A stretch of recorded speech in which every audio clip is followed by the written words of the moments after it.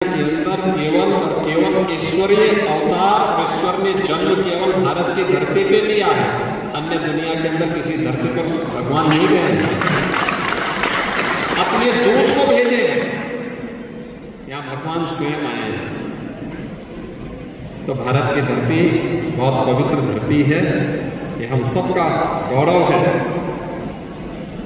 कि भारत की इस धरती पर हम सब जन्म लेकर के अपने ऋषि मुनियों के प्रति, अपने वीरों और वीरांगनाओं के प्रति कृतज्ञता ज्ञापित करने का अवसर हम सबको प्राप्त हो रहा है।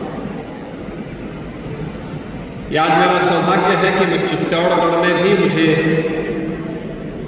हजारों लोगों की उपस्थिति में उस कार्यक्रम में सहभागी बनने का अवसर प्राप्त हुआ। महारानी पद्मिनी ने जिस भूमि पर, जहां पर हजारों वीरांगनाओं के साथ जौहर व्रत लिया था, वहां पर भी मुझे दर्शन करने का सौभाग्य प्राप्त हुआ। मां कालिका के दर्शन करने का अवसर प्राप्त हुआ और वहां के नौजवानों जौहर स्मृति संस्थान के कार्यक्रम में भागीदार बनने का अवसर प्राप्त हुआ। सचमुच जब मैं राजस्थान आता हूं तो मुझे इस बात का एहसास होता है कि भक्ति और शक्ति का बेहतरीन समन्वय हम सबको इस पावन धरा में देखने को मिलता है। और जालोर तो हमारे नाथ संप्रदाय के एक प्रसिद्ध सिद्ध योगेश्वर जालंधर नाथ जी महाराज की इस पावन धरा है। उनकी साधना से प्रदीप्त हो रही धरा है। इस पावन धरा को नमन करने का सौभाग्य विरले लोगों को प्राप्त होता है। आज ये मेरा सौभाग्य है कि मुझे इस से शांतिनाथ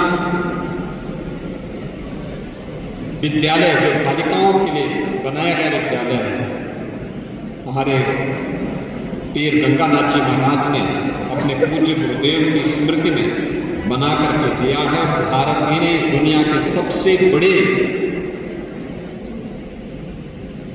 सांस्कृतिक संगठन के संरक्षण में संचालित होने वाले दुनिया के सबसे बड़े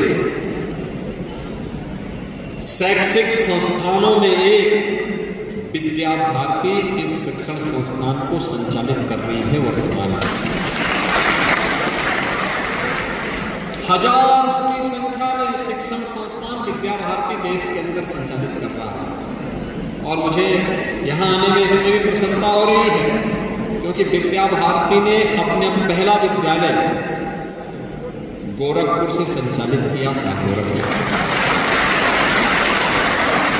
गोरखपुर में पहली शाखा खुली थी और आज देश और दुनिया में हजारों की संख्या में संस्थान चल रहे हैं। शिशु स्तर से लेकर के उच्चतर शिक्षण संस्थानों के शिक्षण संस्थान, तकनीकी संस्थान, स्किल डेवलपमेंट से जुड़े हुए, स्वास्थ्य से जुड़े हुए, सामान्य क्षेत्रों में तो है ही, जनजातीय क्षेत्रों में भी, वनवासी क्षेत्रों में, समाज के दबे कुचले समाज के उन तबकों तक भी विद्या भारती पहुंची है जहां कोई नहीं पहुंचा, जहां किसी की निगाह नहीं, वहां पर